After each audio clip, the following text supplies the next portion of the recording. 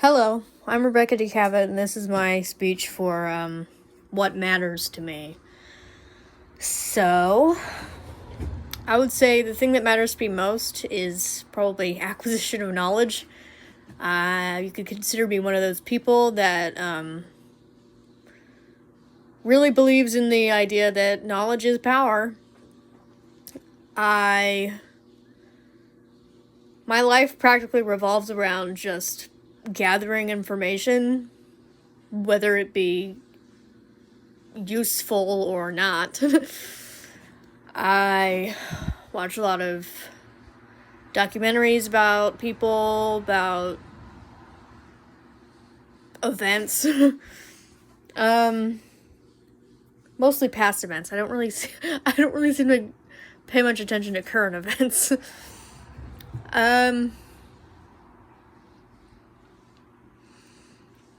I would say that another thing that's important to me would be the acquisition of skills, which technically, in my mind, goes with the acquisition of knowledge. I have a bunch of instruments that I'm trying to learn how to play, but with every other thing I seem to be obsessed with, information-wise, I just never really get the time. That in school and work kind of get in the way, too, and I'm after work, I'm tired, and I'm like, just want to take a nap. I would say I think I've always been a relatively curious child. As a child, I was relatively curious, but, I think my grandmother, she's pretty important to me. I think she, also helped me, gain an interest in, learning and everything, because, she used to always ask me questions, and I would try to answer them, and even to this day, we will occasionally have, debates about different, philosophies and, religious things, and, I guess technically some of it gets political, but we seem to we're not like, ooh, political party this, political party that. But yeah, we have friendly debates. My sister does not like them at all. She takes it as a personal affront. And my grandmother and I are just like, come on, we're just having a friendly discussion. Please don't be upset.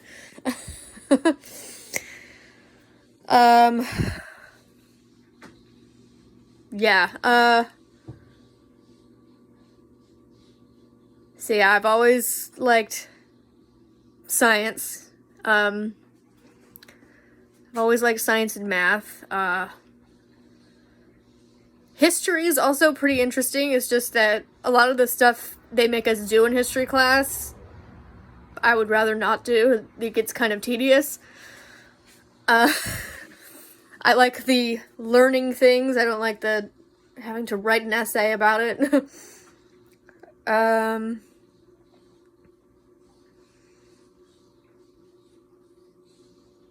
Yeah, I'm always, things that I'm interested in, I'll research a lot. I like to look up random stuff on the internet,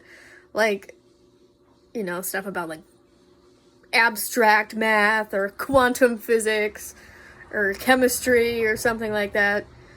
I think at one point I even had actually, I probably still do. I have a periodic table taped to my wall, because I'm such a nerd. Let's see, I like I like to psychoanalyze people too, I guess you could say. I like it. I've always been intrigued by psychology, especially abnormal psychology. In fact, I think I actually read sections of the DSM-5 because I actually have a PDF of it on the internet. So I've actually read sections of the DSM-5 to, like, you know, get an idea of, you know, what symptoms go with any particular disorder that I'm intrigued by. So yeah, I know a lot of random facts.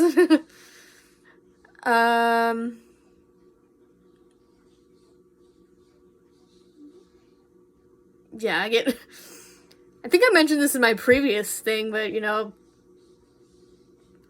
any celebrities that I seem to, like, identify with, dead or alive, I end up, like, looking stuff up about them, and, like, you know, watching documentaries about them, reading biographies about them, you know, all this different stuff. I'm like, this person, when were they born? How old are they? When did they die? How did they die? You know, stuff like that.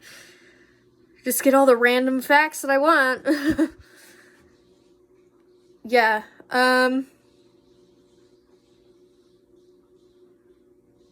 seems to be pretty much my life, is just getting information. Oh, and then with work, I know when I have work, I always, you know, oh, do you want to learn how to do this? Yes, might as well. It's useful. It's useful for the job. So, you know, just, you want to learn this? You want to learn that? You know, you say the word learn, and I'm like, learn what? Especially if it's something that I actually find pretty interesting, or that I think is relevant to what I'm doing or what I have to do. Yeah, it's all about, you know, what I think is interesting, what I think what I think will help me further my education and my careers.